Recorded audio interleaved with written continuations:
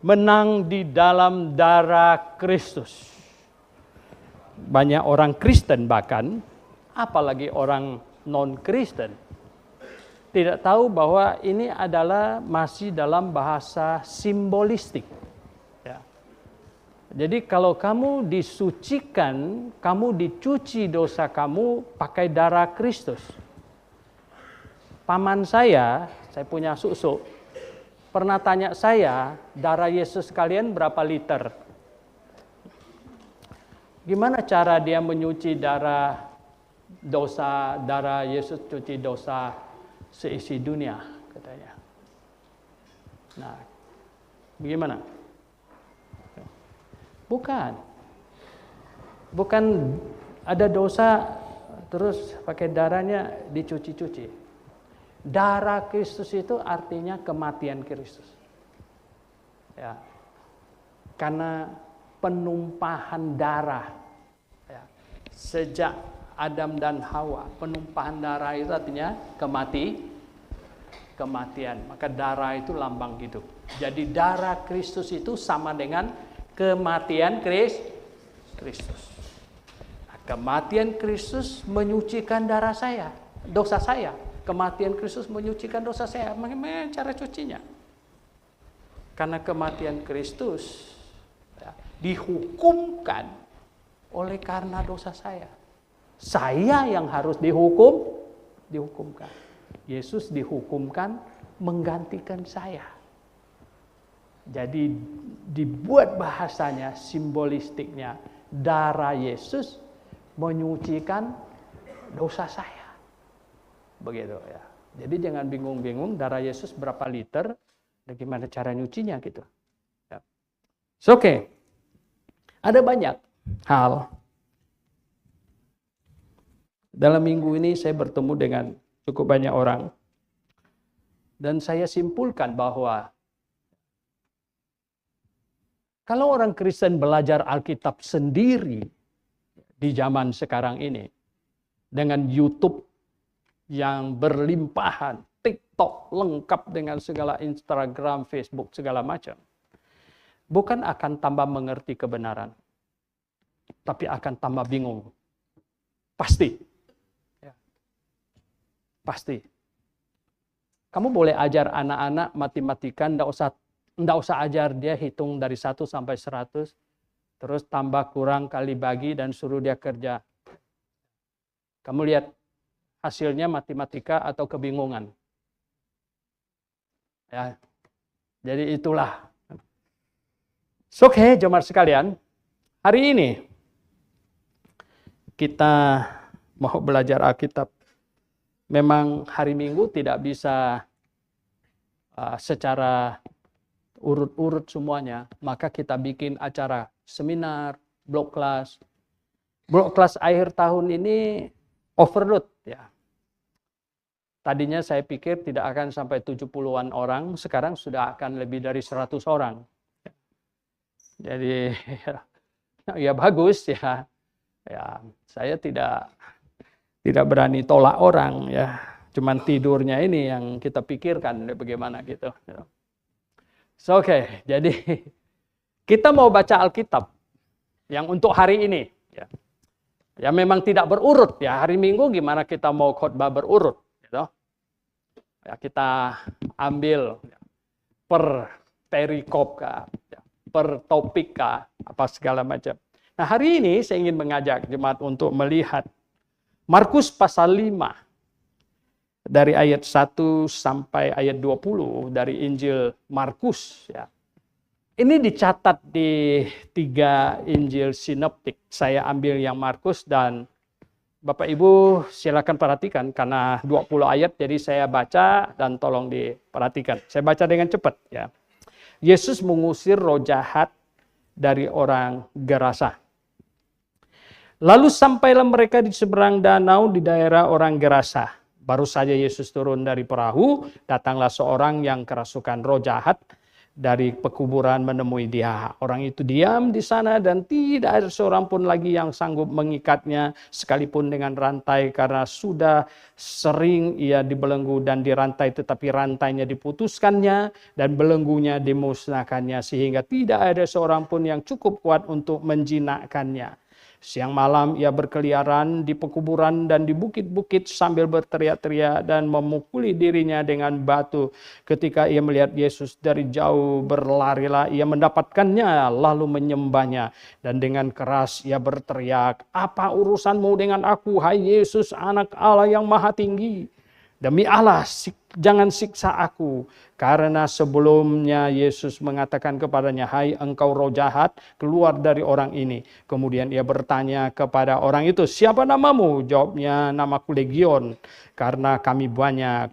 Ia memohon dengan sangat supaya Yesus jangan mengusir roh-roh itu keluar dari daerah itu.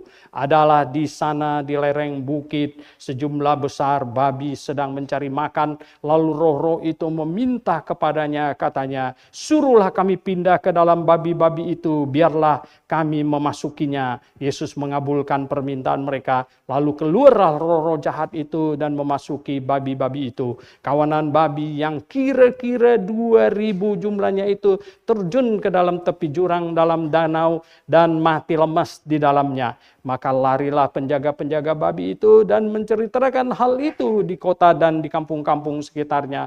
Lalu keluarlah orang untuk melihat apa yang telah terjadi. Mereka datang kepada Yesus dan melihat orang yang kerasukan itu duduk, sudah berpakaian dan sudah waras. Orang yang tadinya kerasukan legion itu.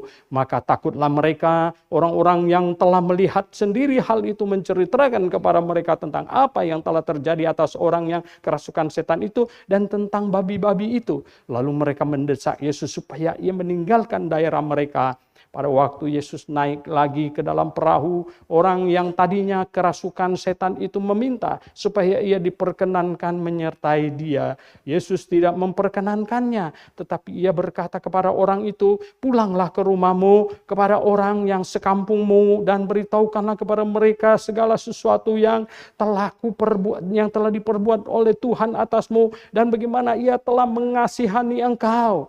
Orang itu pun pergilah dan mulai memberitakan di daerah Dekapolis segala apa yang telah diperbuat Yesus atas dirinya, dan mereka semua menjadi heran. Saya beri judul khotbah saya pagi ini, "Tidak terlalu mahalkah Yesus?" Kita berdoa.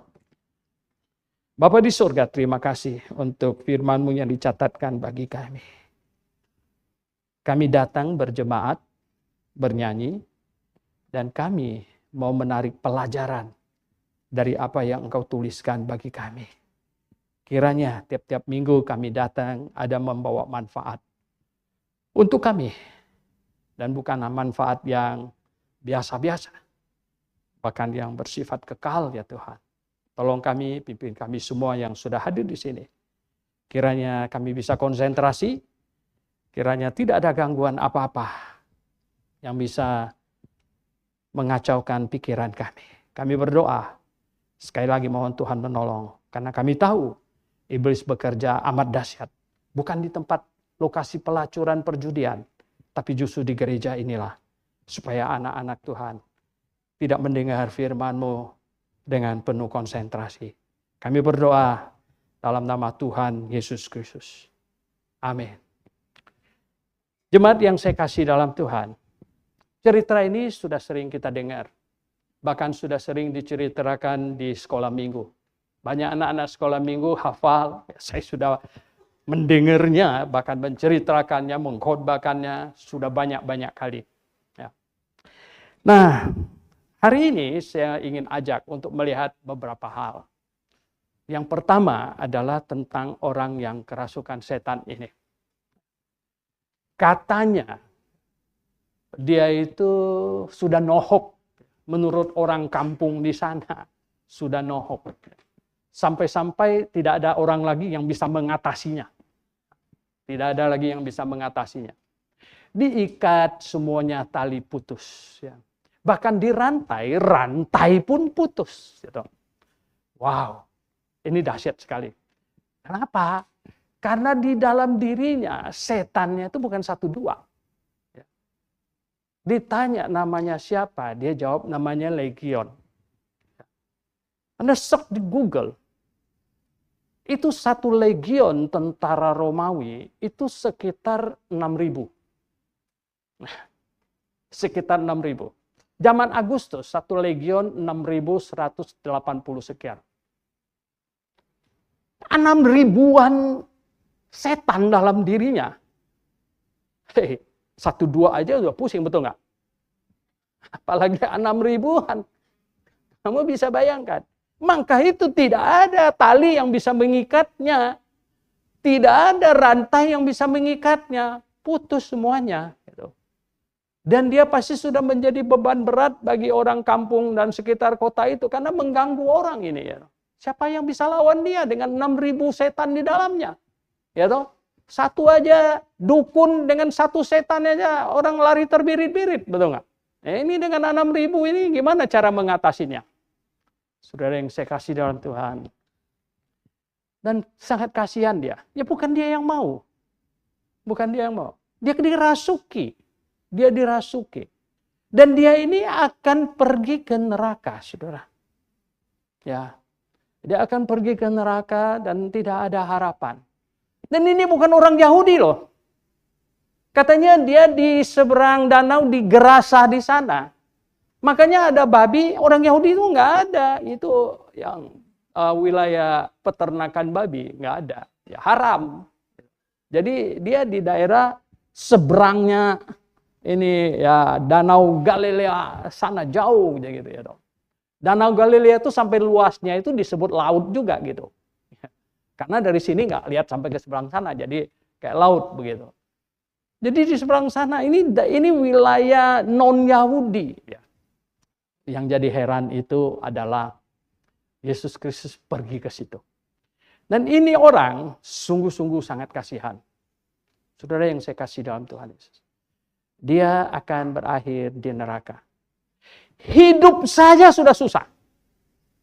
Belum lagi jatuh ke dalam neraka. Betul nggak? Saudara yang saya kasih dalam Tuhan.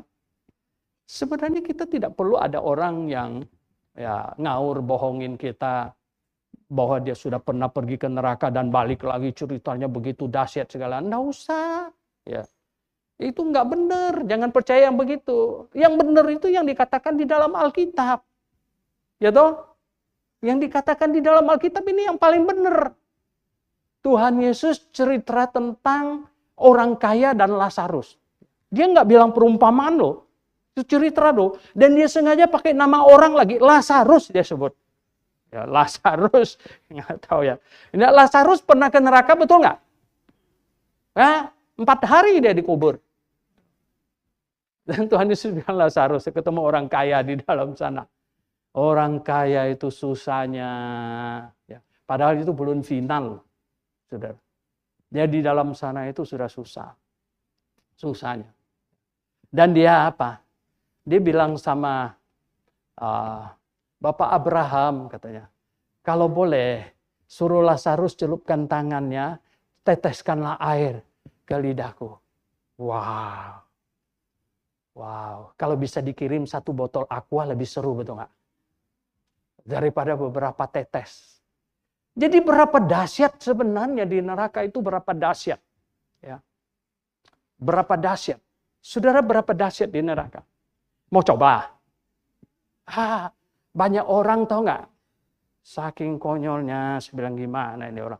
Kita memberitakan Injil kepada dia bilang jangan menghakimi. Ya Anda bisa anggap kamu benar, kami benar. Dibilang, nanti di hadapan Tuhan baru tahu siapa benar, siapa salah. Saya bilang telat. Di hadapan Tuhan kau sudah di neraka. Betul nggak? Kapan sebenarnya manusia mencari tahu apa yang kita imani itu sudah benar atau salah? Kapan? Waktu di neraka? Enggak, ini di sana nggak bisa keluar lagi. Bagaimana mau? Tahu salah juga apa gunanya lagi, betul nggak? Saya salah, udah salah. Sama dengan itu orang kaya yang Tuhan Yesus ceritakan itu. Dia kan tahu dia udah salah. Di neraka dia ada salahnya, dia bilang apa? Aduh, sampai dengan Bapak Abraham, tolonglah katanya. Lazarus celupkan tangannya dan basahin tetesin lidah saya. Abraham bilang enggak bisa. Antara saya dan kamu itu terpisah. Nggak bisa datangin. Dalam keadaan demikian, dia mesti ingat saudaranya. Dia bilang, kalau begitu, katanya, suruhlah Lazarus pulang ke rumah bapak saya. Masih ada 5 saudara saya yang belum mati. Mungkin dia anak pertama. 5-nya masih belum. Tolong peringatkan mereka supaya jangan ke sini. Banyak orang berpikir, orang yang sudah di neraka itu pikir, ayo kalian masuk sini aja rame-rame, biar kita bisa pesta, ya, atau bisa judi sama-sama. Nggak bisa di sana. Ya. Orang-orang yang di neraka itu tidak mau kamu menemaninya di sana. Kenapa? Dengan hadirnya kau di sana, apalagi dia salah satu penyebabnya, dia tambah susah.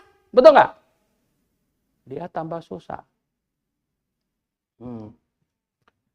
Dalam puluhan tahun menginjil, saya baru ketemu satu ibu yang saya give up. Tinggalnya di Kelapa Gading, anaknya hubungin saya. Pak Sohento, tolong nginjilin mama saya, sudah tua gini. Oke, siap. Saya datang nginjilin di sana. Saya omong panjang lebar. Gimana? Tetap saya nggak mau. Saya bilang, kenapa? Saya mau ngikut suami saya. Kalau dia sudah ke neraka, saya mau ikut dia. Ya ampun. Saya omong lagi, bolak-balik sana sini lagi. Dia tetap ngototnya begini. Setelah selesainya kan, anaknya telepon. Anaknya dokter ini, dokter. Gimana Pak Suento? Ya saya bilang, saya ini sudah usaha. Saya sudah usaha. Tapi saya bilang, saya nggak tahu berapa cinta mama kamu sama papa kamu. Dia bilang dia siap pergi ke neraka sekalipun, ya, nyusul suaminya. Waduh, saya bilang, hebat sekali. Padahal, tahu nggak apa? Oh, saudara, Anda belum tahu, ya, neraka itu berapa dahsyatnya. Mau coba? Ya loh, mau coba. Saya beli itu apa? Semacam sapu yang untuk ngepel itu. Dia punya gagang copot-copot, gitu. Saya pikir supaya dia lengket, saya kasih plastik, kemudian dibakar, ya kemudian saya akan masukin. Habis saya bakar itu tiangnya gitu ya, toh. Tanpa sengaja gua sentuh, toh. Ya ampun, sampai saya loncat. Wow, saya lupa, saya sudah bakar itu, ya. Saya sudah bakar, tanpa sengaja saya sentuh. Itu seperberapa detik, peng gitu ya. Ya toh loncat. Mau coba di neraka? Mau coba? Ya. Mau coba di neraka berapa dahsyatnya tuh? Oh saudara yang saya kasih dalam Tuhan. Banyak orang itu main-main. Main-main karena dia tidak tahu neraka itu berapa dahsyat. Neraka itu berapa dahsyat. Nah Tuhan tidak ciptakan neraka untuk manusia sebenarnya. Menurut keterangan Alkitab. Bukan. Nah coba kita baca Injil Matius pasal 25. Injil Matius pasal 25. Itu tidak diciptakan untuk manusia karena manusia itu terlalu dahsyat sebenarnya dihukum di situ, ya. Terlalu dahsyat, ya. Di Injil Matius pasal 25 ayat 41 omongnya apa? Ya. Dan ya Injil Matius 25 ayat 41, dan ia akan berkata juga kepada mereka yang ada di sebelah kirinya, "Enyalah daripadaku, hai kamu orang-orang terkutuk, enyalah ke dalam api yang kekal yang telah sedia untuk iblis dan malaikat-malaikatnya."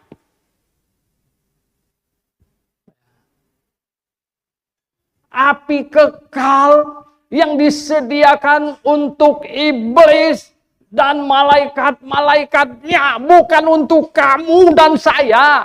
Bukan untuk manusia. Api kekal yang untuk iblis dan malaikat-malaikatnya. Wah, jangan dibohongin oleh saksi Jehovah. Dia bilang gak ada neraka. Neraka itu tempat pembakaran sampah. Emangnya iblis takut pembakaran sampah? Apakah jadi olok-olok bagi dia? Ngawur saya bilang ini orang saksi Jehovah ini. Nggak mungkin itu bisa.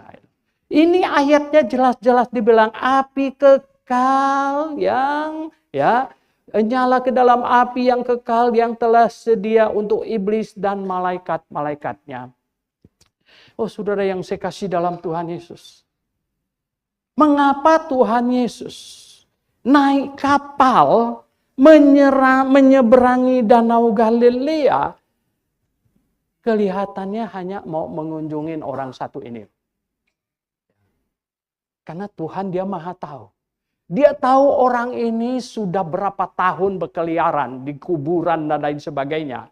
Dia tahu orang ini berapa sengsaranya di mana tubuhnya dipakai oleh iblis. Dipakai oleh iblis, ya kan? Sebab Anda banyak dukun itu perlu pelepasan. Mereka perlu dilepaskan. Ya. Waduh, saya sebenarnya banyak tahu dukun. Saya pernah ada dukun tatung di Kalimantan yang saya kenal itu, tahu nggak? Setiap kali dia kerasukan, orang mau minta dia nomor, itu ya. Itu tahu nggak? Itu dia punya hio itu udah dibakar begitu, dicucurkan ke tangan yang gini. Nggak sakit pada waktu dia kerasukan. Wih, dahsyat sekali. Dahsyat sekali. Dulu ada satu, sebelum saya ke Amerika tahu nggak? Ada, masih keluarga. Dia tinggalnya di Cengkareng. Waktu sebelum saya ke Amerika. Dia datang, dia bilang, aduh, dia bilang, Suento, tolong saya. Tolong apa? Dia bilang, iblis itu mau ngangkat saya jadi dukun loh. Hah? Saya bilang, gimana kamu ini? Iblis mau ngangkat dia jadi, iblis itu kayaknya mau mengoccupy dia, mau menangkap dia gitu. Saya bilang, gimana? Wah, dia bilang, satu kali itu dia berat, dia hantamin saya. Loh, saya kerasukan waktu itu. Dia tangkap ayamnya. Dia patahkan lehernya, dia isap darahnya. Pada waktu iblis sudah pergi, ya dong, enggak lagi. Dia nggak mau. Aduh, nggak mau dia nggak mau, dia bilang itu. Dan diminta tolonglah saya. Waktu itu saya belum ke Amerika, belum ada Grafe. Saya suruh dia pergi ke satu gereja. Saya bawa dia ke sana. Saya bilang, kamu ke sini. Kamu dengar Injil nih, saya bilang. Ini kamu habis ini, saya bilang. Kamu akan ditangkap sama iblis dan dijadikan dia dukun. Kau tak bisa habis. Di dunia ini sengsara. Masuk ke neraka, tambah sengsara lagi. Nah, saudara yang saya kasih dalam Tuhan, ini orang. Ya. Kalau dia salah satu anggota keluargamu, bagaimana? Prihatin nggak? Prihatin nggak? Kalau dia salah satu anggota keluarga kamu. Kalau dia orang yang sangat kamu sayangi, prihatin nggak? Sedih nggak? Dia sepertinya kena sandera iblis. Dipakai dia punya badan. Dan dengan segala macam daya upaya dia dipergunakan. Mengganggu orang lain. Dengan segala macam aktivitasnya yang menakutkan. Dan nanti ujung-ujungnya masuk neraka. Oh, di neraka tak bisa keluar lagi, saudara. Saudara yang saya kasih dalam Tuhan. Pernah kamu bayangkan orang masuk neraka? Beberapa malam yang lalu saya sampai nggak bisa tidur. Nggak bisa tidur. Makanya saya pernah baca satu buku Dr. Jeffrey yang mendirikan Kemah Injil itu. Dia merasa bahwa dia dikejar-kejar oleh orang. Dia merasa hidup ini betapa banyak orang memerlukan Injil, memerlukan keselamatan. Ini orang sebentar lagi akan ke neraka. Ini orang sebentar lagi akan ke neraka. Itulah sebabnya coba baca di dalam surat Yudas. Coba baca surat Yudas. Surat Yudas itu satu surat sebelum Wahyu. Ya, satu kitab sebelum Wahyu di surat Yudas. Dia bilang apa? Ayat 23. Surat Yudas ayat 23. Ini satu pasal saja surat Yudas ayat 23. Selamatkanlah mereka dengan jalan merampas mereka dari apa? Dari api. Selamatkanlah mereka dengan cara merampas mereka dari api. Main-main. Kenapa? Karena mereka akan binasa. Ya. Tahukah jemaat yang saya kasih dalam Tuhan Yesus? Bahwa Tuhan di dalam Alkitab ini lebih banyak menyinggung neraka daripada surga. Ya. Lalu mengapa? Mengapa manusia hari ini hidup dengan begitu santai, cari uang dengan begitu giat, dan tidak memikirkan sorga dan neraka? Karena mereka pikir tidak akan masuk neraka. Betul nggak? Mereka pikir tidak akan masuk neraka. Ya mati ya sudah. Wih, kalau mati ya sudah, bagus sekali. Tapi ternyata tidak sudah. Ini yang jadi persoalan. Ya, kalau mati selesai, para ateis mereka menyangkali nggak ada katanya. Oh, saya senang nonton Cliff Knetzel itu ya, Knetzel, Cliff Knetzel. Dia banyak berdebat dengan ateis di kampus-kampus. Apakah ateis bisa benar tidak ada Tuhan? Oh, dia bilang nonsense. Minimal ada dua. Satu, alam semesta yang teratur. Pasti ada Tuhan. Segala sesuatu yang teratur, itu ada yang mengatur. Kamu tinggalkan aja rumah kamu 2 bulan. Lihat teratur apa berantakan. Ya kan? Segala-galanya teratur di muka bumi.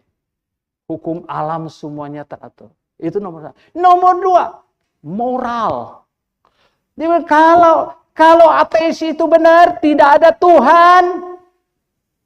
Manusia datang dari monyet, ya. Mak kamu itu monyet tua, gitu. maka ya. Katanya apa? Kita boleh kekurangan makanan, bunuh tetangga kita rebus, betul nggak?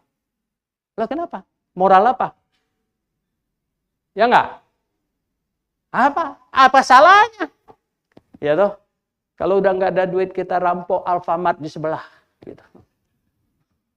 Apa salahnya? Lah kenapa manusia bisa ada moral? Karena diciptakan oleh Allah yang bermoral. Begitu. Nah, ada surga dan ada neraka. Oh, saudara yang saya kasih dalam Tuhan. Kalau Anda tidak takut neraka, kalau manusia tidak takut neraka lagi di muka bumi ini, maka tidak cari kebenaran. Sebenarnya ini efeknya. Kenapa? Kenapa manusia kurang takut neraka lagi? Karena jarang dikhotbahkan. Jarang dikhotbahkan. Padahal Alkitab tulis jelas itu neraka itu seperti apa. Dan kadang-kadang ya, tersentak gara-gara ada yang cerita bohong. Saya dibawa ke neraka. Ngeri. Lah kenapa dengar dia? Alkitab lebih benar, lebih tepat. Kalau Alkitab omong punya pasti benar. Saudara yang saya kasih dalam Tuhan. Di neraka. Nah sekarang, seandainya orang kerasukan setan yang digerasa itu adalah abangmu. Kalau dia adikmu. Atau dia bapakmu. Atau dia anakmu. Bagaimana? Bagaimana rasanya? Ada kasih, ada sayang, ada kekhawatiran. Dia akan pergi ke neraka. Dia akan pergi ke neraka. Sebenarnya, tidak perlu sampai kita punya saudara kayak kerasukan setan, kayak macam begitu, di kuburan-kuburan dan lain sebagainya. Kalau mereka belum bertobat dan percaya kepada Tuhan Yesus, walaupun duduk di restoran mewah, di hotel yang sejuk, tetap akan masuk neraka, betul nggak? Tetap akan masuk neraka. Ya, itu persoalannya. Maka itu saudara yang saya kasih dalam Tuhan Yesus Kristus. Saya tanya, kalau Anda betul-betul orang yang sayang kepada seseorang, hal apa yang Anda paling concern tentang orang itu? Anda paling perhatiin. Hal apa? Ya. Pasti masuk surga belum? Betul nggak? Dia pasti masuk surga belum? Kalau belum, setiap saat loh. Setiap saat dia bisa pleng. Ya, pergi ke situ. Wow. Ya. Coba tanya sama orang. Gimana? Pasti masuk surga enggak? Pasti masuk surga enggak? Kalau belum pasti, siapanya kamu pun sebenarnya. Tidak perlu sampai dulu keadaan seperti orang kerasukan ini. Kacau begitu. Tidak. Dia masih baik-baik. Tiap-tiap hari omong sama kamu di rumah kah, di mana kah, di kantor kah, di sekolah kah, di mana kah. Kalau dia belum bertobat dan percaya kepada Tuhan, belum diselamatkan, dia setiap saat bisa cemplung masuk ke dalam neraka. Bisa cemplung masuk ke dalam neraka. Nah, saudara yang saya kasih dalam Tuhan. Poin yang nomor 2. Kita mau lihat Tuhan Yesus pergi ke sana. Tuhan Yesus pergi. Naik perahu. Naik perahu dia pergi. Ya, wow. Dan ini iblis ini kenal. Ini iblis. Yang paling kenal siapa Allah itu siapa? Iblis. Ya, kita itu dapat informasi cuma dari Alkitab. Iblis sudah lihat langsung. Sudah ketemu. Dia sudah langsung. Dia tahu. Oh, ini siapa? Dia tahu. Kita kan baca dari Alkitab, selidiki Alkitab. Dia sudah interaksi. Dia sudah. Jadi yang paling kenal Allah itu siapa? Iblis. Dia kenal sekali. Gitu. Makanya, kalau tanya orang, kamu pasti masuk surga nggak? Pasti. Boleh tahu alasannya? Ya kan saya sudah percaya Yesus. Percaya Yesus ya katanya. Percaya Yesus begitu aja. Pokoknya saya percaya Yesus. Percaya Yesus Allah. Weh, kamu percaya Yesus Allah? Kamu tahu nggak iblis percaya Yesus Allah nggak? Iblis percaya Yesus Allah nggak? Ya. Percaya. Sampai dibilang anak Allah yang maha tinggi. Waduh. Sujud nggak dia? Sujud nggak? Oh, dia sujud. Ketakutan sekali. Saudara yang saya kasih dalam Tuhan. Tuhan Yesus pergi ke sana untuk melepaskan dia. Dan Tuhan Yesus mau orang ini diselamatkan melalui tahu bahwa dialah Mesias yang dijanjikan bagi bangsa Yahudi, sebenarnya bagi semua bangsa di muka bumi ini. Dan orang ini bisa dapatkan kelepasan. Saudara yang saya kasih dalam Tuhan, sebuah misi pelayanan yang luar biasa.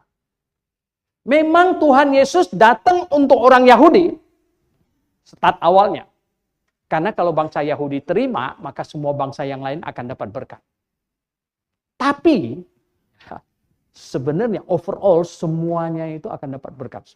Maka khusus yang satu orang ini, sebenarnya perhatian Tuhan Yesus itu luar biasa. Sampai pergi mengunjungnya, naik kapal segala macam pergi ke sana. Naik kapal, mengunjunginya. Saudara yang saya kasih dalam Tuhan. Iblis datang menyembahnya. Ada banyak pelajaran sebenarnya dari perikop ini. Dan iblis bukan cuma menyembah. Dia bilang apa? Engkau anak Allah yang maha tinggi, dia kenal. Dan Tuhan Yesus suruh dia keluar. Dia apa? Dia bilang apa? Jangan menyiksa kami sebelum waktu. Rupanya ada pakai waktu. Dari sini sebenarnya kita dapat informasi rupanya ada waktu. Kadang-kadang Tuhan kasih waktu. Mungkin pada waktu mereka memberontak, iblis-iblis ini memberontak, Tuhan bilang satu saat kamu akan dihukum. Nah, kalau mereka tidak melakukan hal-hal begini, mereka masih bisa berkeliaran gitu.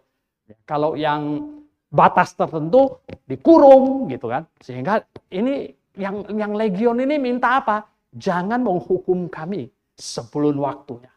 Lalu minta apa katanya?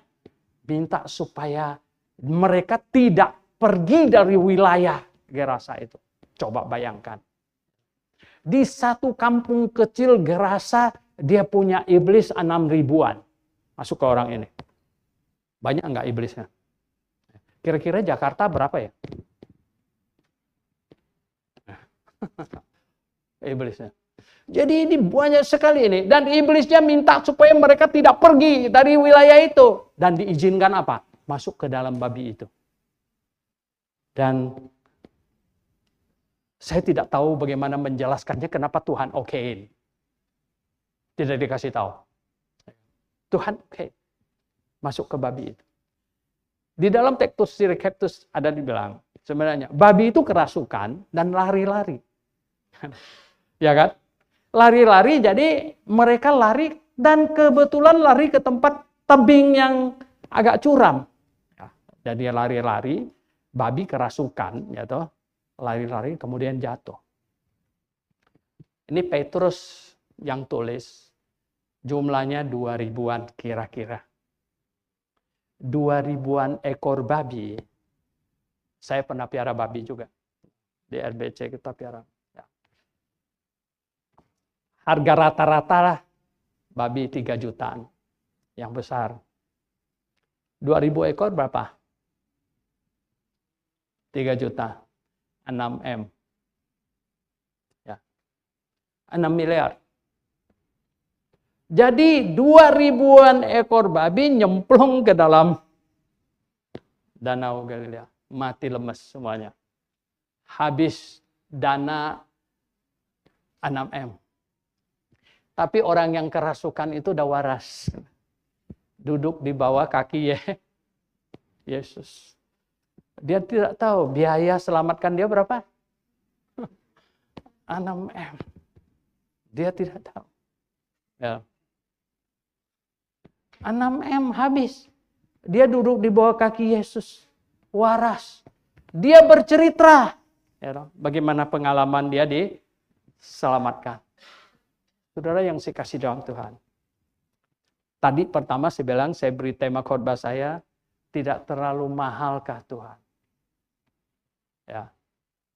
Tidak terlalu mahal. Menurut Anda, harga 1 jiwa itu berapa? Menurut Anda? Nah, kita mau ini taksir jiwa-jiwaan.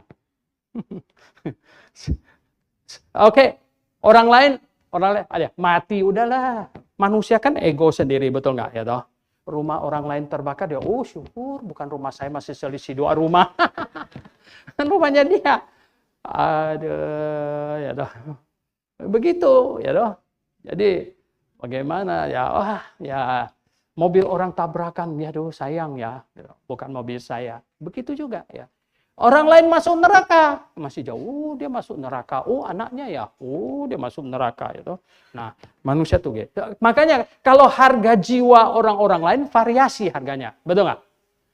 Harga jiwa kamu sendiri berapa? Berapa? Maukah kamu 6 M? Ya. Nggak jadi masuk surga, pindah ke neraka. Dikasih 6 M. Mau nggak? Nggak ada. Ada yang mau? Nggak ada yang mau. 60 M. Kita lipatkan. Nggak mau. Kenapa? Karena Tuhan Yesus bilang apa? Kau beroleh dunia, tapi hilang jiwa. Untuk apa? Semua orang yang di neraka. Saya baca di koran. Lee Ka-shing. Manusia paling kaya di Hong Kong. Yang dia punya kloset toiletnya dipakai emas.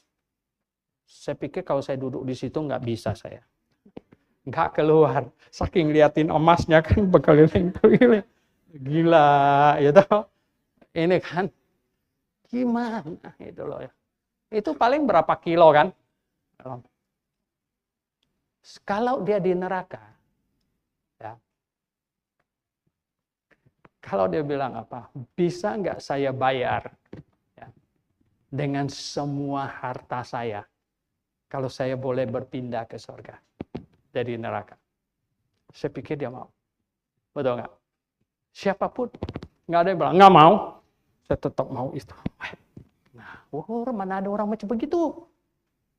Karena kita belum di neraka. Coba.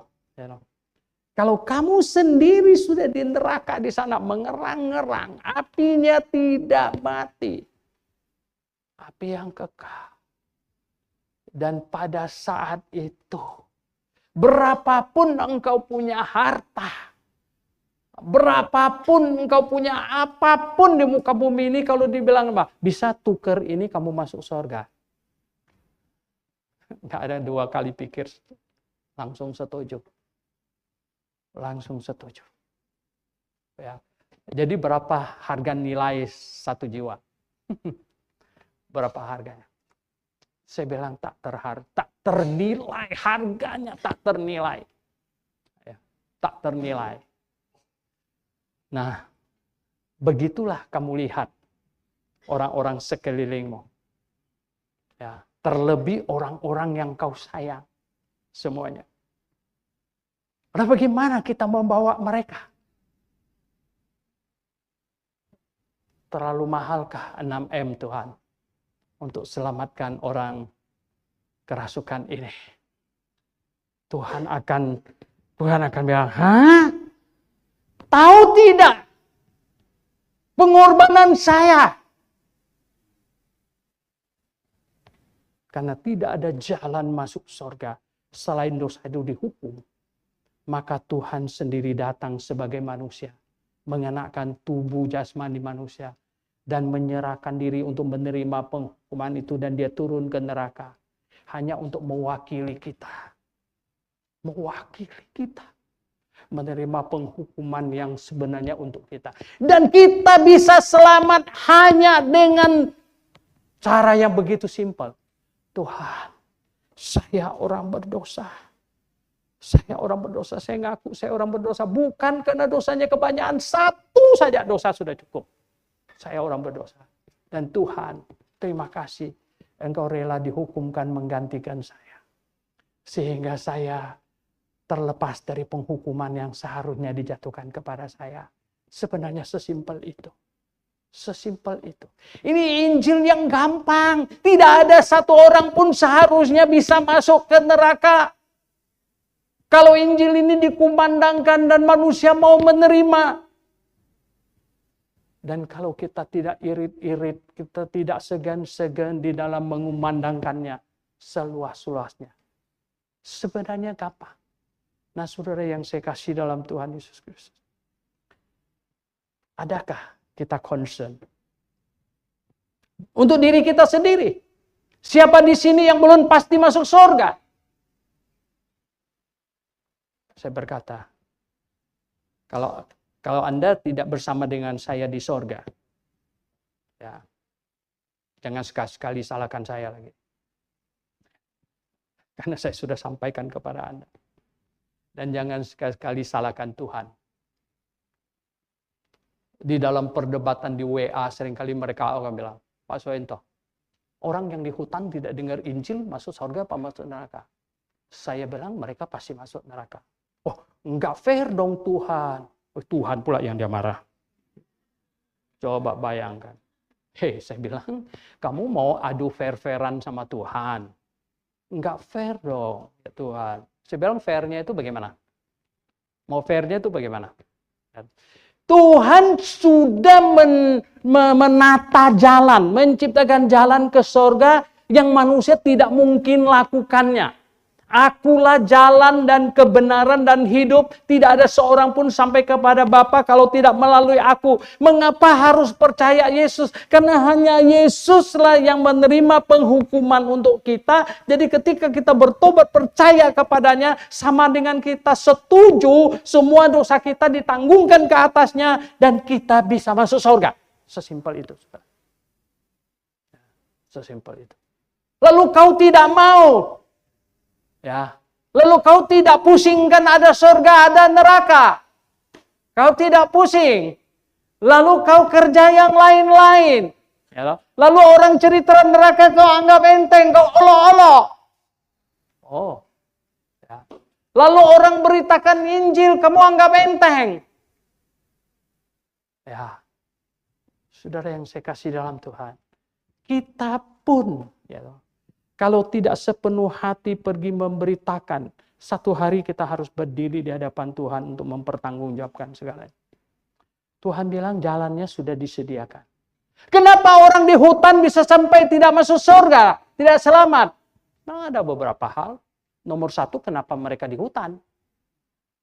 Sampai begitu jauh. Ya enggak? Kenapa mereka di hutan begitu jauh? Susah dijangkau. Kenapa bisa ada di situ?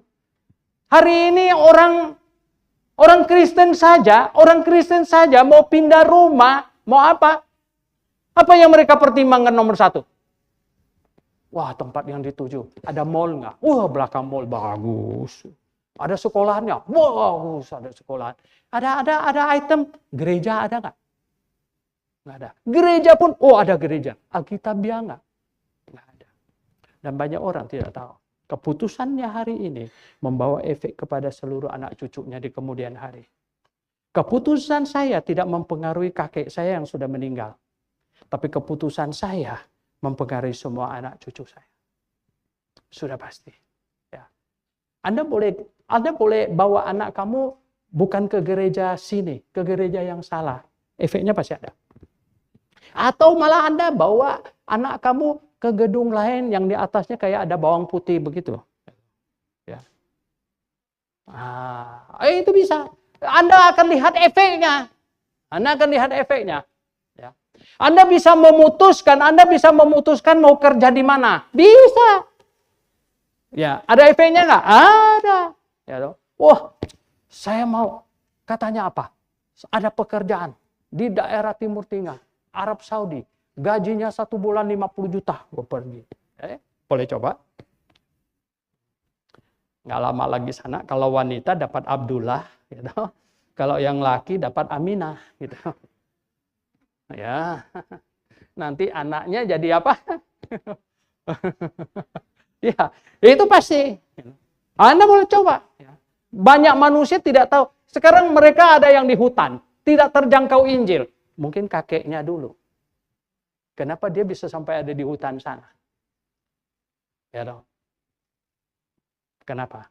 Dan yang kedua, kenapa orang di hutan dan sebagainya bisa tidak masuk surga? Yang tahu Injil, ya, merasa harga 6 miliar untuk selamatkan satu orang itu terlalu mahal. Ya nggak? Terlalu mahal. Saya bilang, ada orang sampai ngomong sama saya, Pak Suhento, kalau gitu semua orang harus jadi penginjil dong. Harus. Loh, kok bisa? Nah, saya bilang gini ya dong. Ini orang berjatuhan ke neraka, kau jual mobil. Ini saya dulu. Tuhan nanya sama Suhento, berapa banyak orang masuk neraka dan berapa mobil kau jual?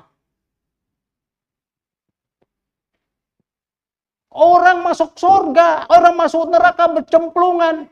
Halo? Kamu masa? Saya kasih tahu Anda.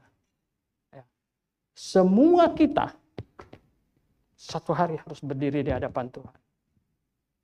Yang masuk surga. Yang masuk surga. Kita pasti berdiri di hadapan Tuhan. Dan untuk mempertanggungjawabkan semua yang Tuhan berikan kepada kita, waktu, kesempatan, segala macam, harus kita pertanggungjawabkan. Ya, harus kita pertanggungjawabkan. Tahu tidak? Kenapa saya khotbah hari ini begitu? Nana tadi malam, Pak jangan terima lagi, ini sudah penuh. Yang ke blok kelas itu, saya bilang, bagaimana cara kita tolak orang kalau orang itu mau cari kebenaran? Saya bilang, kita kekurangan apa? Kita kurang pintar ngatur, kita kurang uang, atau kita kurang apa? Ya, saya tidak paham, saya bilang. Karena bagi saya, kalau saya tolak satu orang, dan orang itu masuk neraka, tahun berapa itu kami seminar di Balikpapan? Kami seminar di Balikpapan. Supriyadi di sana penginjil. Dia sewa satu tempat gitu. Kira-kira tempat itu mau 70 orang. Brosur disebar. Daftar semuanya sampai 70 yang daftar. Dia stop. Banyak orang telepon lagi, nggak bisa lagi banyak. Sampai hari hanya saya pergi seminar ke sana. Tahu nggak apa yang terjadi? Yang datang 20 lebih dari yang daftar 70. Supri terduduk nggak bisa omong, sampai mau nangis. Dia ngomong apa? Pak, dia bilang, yang saya pikirkan sekarang ini bukan yang nggak datang dan yang ini. Yang saya tolak itu. Ya, yang saya tolak. Yang saya bilang sudah penuh, nggak bisa lagi. Nah, kita tidak tahu lagi siapa yang serius, siapa yang nggak serius. Jemaat yang saya kasih dalam Tuhan. Satu hari, kita pasti akan berdiri di hadapan Tuhan. Tidak ada satu orang pun yang mengelak. Ya. Apa yang kita sudah lakukan? Apa yang kita sudah lakukan? Saya sudah berbuat maksimal atau belum? Oke. Anak-anak Tuhan ada di semua lini kehidupan. Ya, segala pekerjaan. Tapi apakah engkau sudah berbuat maksimal atau belum? 6 miliar Tuhan pakai untuk selamatkan satu orang. Terlalu mahal? Akhirnya, poin nomor 3, terakhir. Tuhan mau pulang, pergi. Ditolak. Dan Tuhan mau pergi. Ini orang-orang ini yang nolak ini orang yang nggak percaya Tuhan. Pasti mereka tolak. Mereka pikir apa? Satu kali gebrakan aja kami habis 2.000 ekor babi. Ini orang ini kalau lama-lama di sini, ini habis babi kita semua. Sama dia. Yang satu kali gebraknya 2.000 ekor babi ini kalau dia tinggal di sini habis kita semua. Makanya mereka suruh dia pergi. Ya, suruh dia pergi. Ya, bagi mereka, manusia dunia ini itu kan materi besar nilainya. Itu yang mereka pikir-pikirkan, hitung-hitungan gitu kan. Besar itu, ya. Dia nggak bisa tahan gitu, suruh dia pergi aja. Dan tahu nggak? Yang sudah sembuh ini minta mau ikut. Hebat loh. Kalau Tuhan izinkan dia ikut, dia pasti salah satu rasul gitu. Tapi Tuhan bilang apa? Nah, sudah. Tuhan suruh dia, kamu jangan ikut. Kamu pulang ke kampung, kamu bersaksi terus. Ya. Karena saya nggak bisa pergi. Mereka tolak saya. Ya mereka pasti terima kamu dong. Kamu kan penduduk asli. Kamu penduduk asli, kamu bisa diterima. Saya ditolak sama mereka. Ya udah, kamu yang pulang, kamu yang bersaksi terus. Bersaksi terus. Ya. Nah ini indahnya. Wah, kalau orang Kristen, Alkitab mencatat katanya, akhirnya kan dia pulang kampung. Ya, dia bersaksi terus. Dia bersaksi terus. Sehingga orang-orang non-Yahudi semuanya tahu, Mesias sudah datang.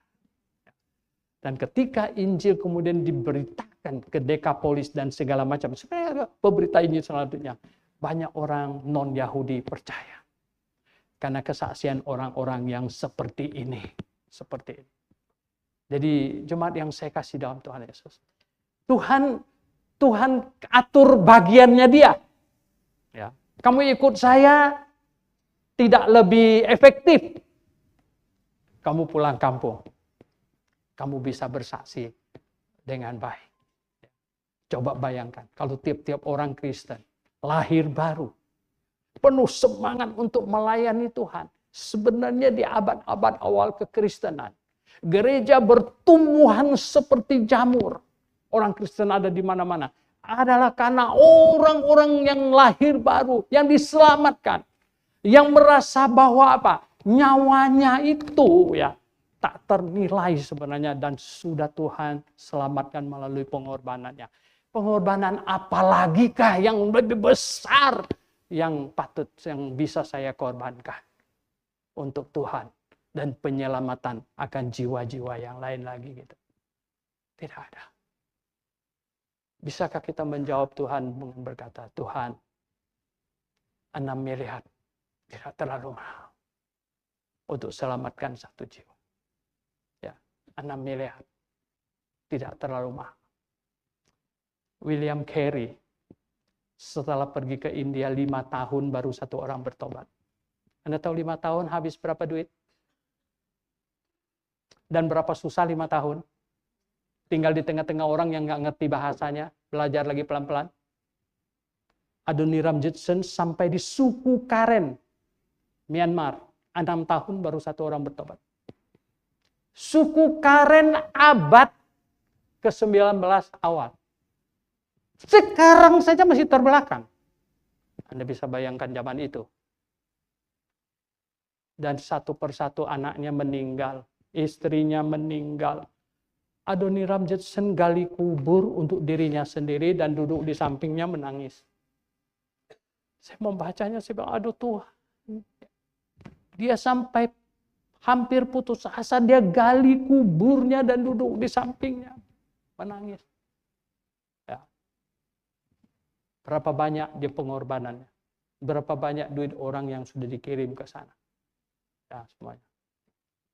Dan akhirnya, setelah anaknya meninggal, istrinya meninggal, semuanya.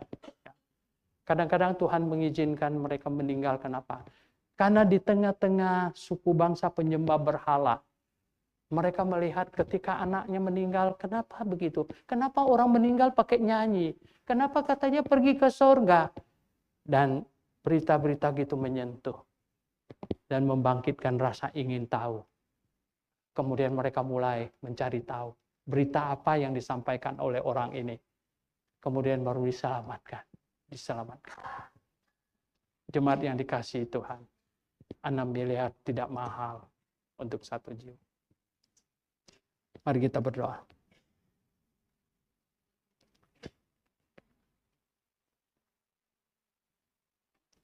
Kita serahkan kepada Tuhan hidup kita. Ketika kita diselamatkan, ketika kita pasti masuk surga, yang seharusnya ada di benak kita adalah masih banyak orang yang mendapatkan apa yang kita telah dapatkan. Banyak orang. Dan Tuhan ajak kita, memasukkan kita di dalam program untuk ikut bertanggung jawab. Membawa Injil kepada mereka. Tuhan kiranya menolong. Bapa di surga, terpujilah nama. Kiranya firman-Mu Tuhan, bukan hanya kami dengar, tapi kami teruskan, kami bagikan, sehingga menyelamatkan sebanyak mungkin orang Tuhan. Terpujilah nama. Dalam nama Tuhan Yesus Kristus kami berdoa. Amin.